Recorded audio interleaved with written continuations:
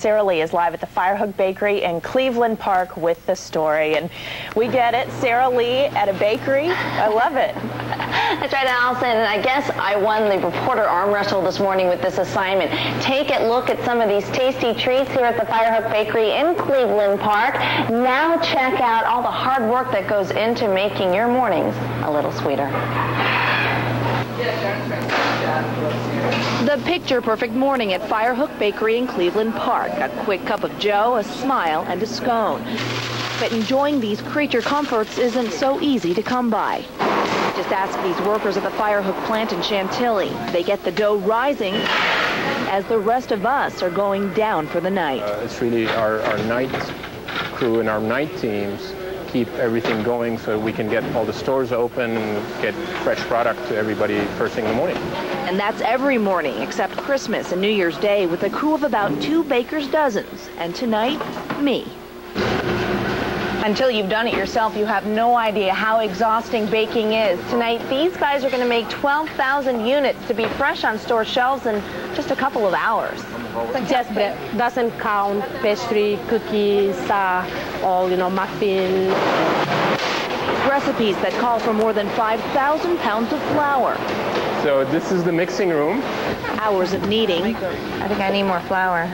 Rising and baking before being boxed up for the stores. It's hard work because you don't get a break, and it's not like you can lock the door at 5 o'clock and nothing can go wrong until tomorrow, the next morning at 9.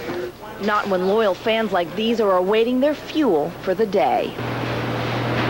And overnight workers tell us that the hardest part isn't so much the hours, but it's the adjustment on the weekends when you're trying to catch up with friends and family. Now, coming up in the next hour, we're going to introduce you to a woman who's been on this shift for 14 years, and she tells us how she manages to balance it all. Live in Cleveland Park, Sarah Lee, ABC 7 News. Sarah, you know what your mission is, right?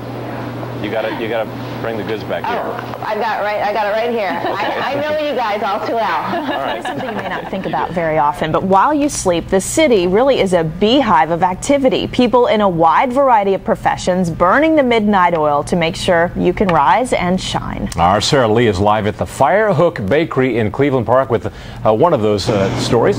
Good morning, Sarah. Good morning, guys. Well, this is one of 11 Firehook locations in the D.C. metropolitan area, and I personally could not work here because take a look at all these irresistible treats. So it's a good thing there are people who have a little willpower. They're the ones who make sure every morning here begins fresh. Low-carb dieters, avert your eyes. We're about to enter the wonderfully tempting world of the anti-Atkins diet. Muffins, scones, and breads fresh from the Firehook Bakery oven. And it's overnight bakers like Norma Rivera who comes on shift as the rest of us are turning off the lights who help the mornings just melt in your mouth. It's a lot of work.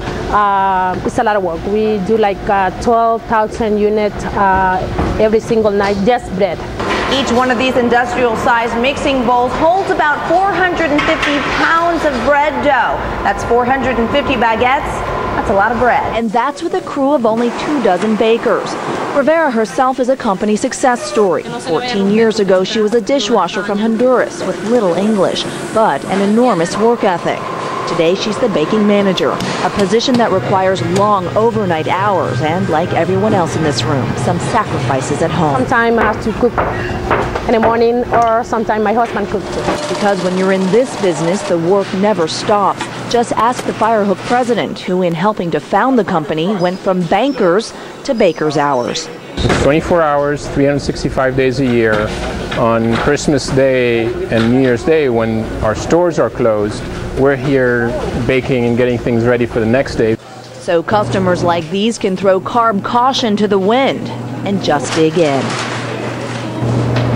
Dig into some of these tasty treats. Now, workers tell us that the hardest thing about these hours aren't so much keeping that kind of time, but it's adjusting on the weekends to catch up with friends and family. But of course, there's always coffee. Now, guys, we have got some tasty treats here with your names on them. And Allison, this one's healthy, isn't it? It's got fruit. Back to you. You're right. I like that attitude, Sarah. Thank you so much. Looking forward to that.